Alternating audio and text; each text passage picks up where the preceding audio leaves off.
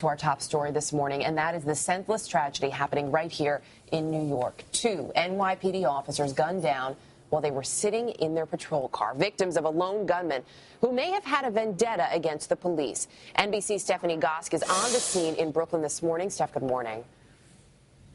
Hey, good morning, Erica. Well, those 2 officers were posted in this neighborhood in what should have been a routine assignment in a difficult part of town. Instead, the New York Police Commissioner says a gunman walked up to the passenger side of their window and started firing. They didn't have an opportunity to take out their own weapons, and the commissioner says they may not have seen the gunman at all.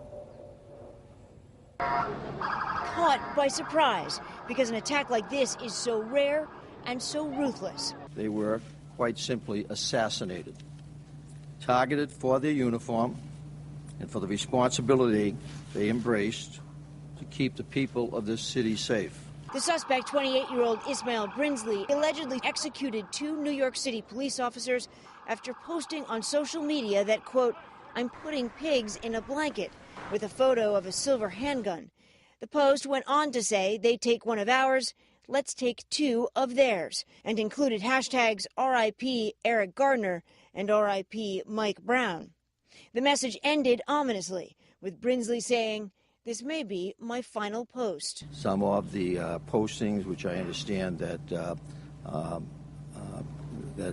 out there, would seem to indicate that he had a very strong bias against police officers. Brinsley had been arrested at least 15 times in the past, including a charge on weapons possession. He allegedly started the day shooting a former girlfriend in Baltimore, who is now recovering in the hospital.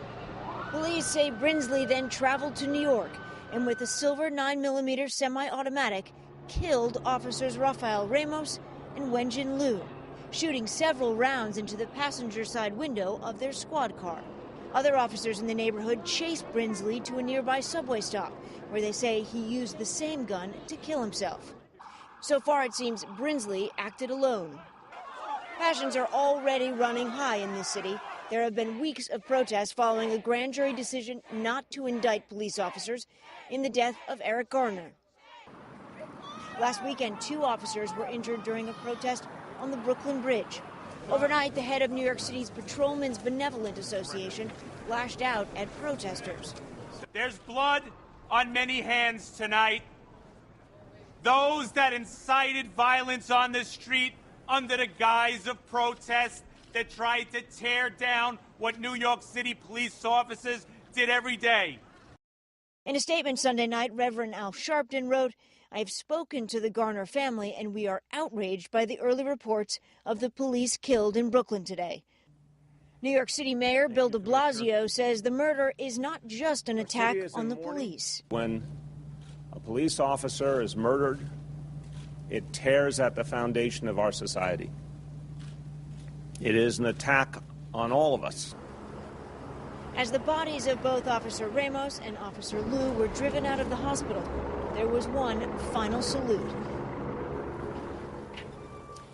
The Baltimore Police Department did issue an APB for the suspect, but Commissioner Bratton says it came out too late. The officers never saw it. Officer Liu just got married 2 months ago. Officer Ramos was the father of a 13-year-old. Now, President Obama was told of the incident while on vacation in Hawaii. He issued a statement on Sunday, reading in part, "I unconditionally condemn today's murder of 2 police officers in New York City. 2 brave men won't be going home to their loved ones tonight, and for that, there is no justification." Erica? Stephanie, I want to ask you about another moment here. We saw the mayor speaking in your piece at the hospital. When he was at the hospital, though, there was a very telling moment. The officers in attendance there actually turning their backs on the mayor. Tensions have been very high, to say the least, between the mayor and the NYPD. This, as I would imagine, is only making things worse. It certainly is, Erica. You know, with there being tension between the police and the communities that they serve, you would hope that they'd be getting along with the mayor, who is essentially their boss. This stems back to comments that Mayor de Blasio made right after that grand jury decision not to indict the officers in the Eric Garner death. He had said in a press conference that he had spoken with his son, Dante, about his fears of Dante's interaction with police in this city. And after those comments, the head of the police officers union came out and said, in his words, the police felt like they had been thrown under the bus.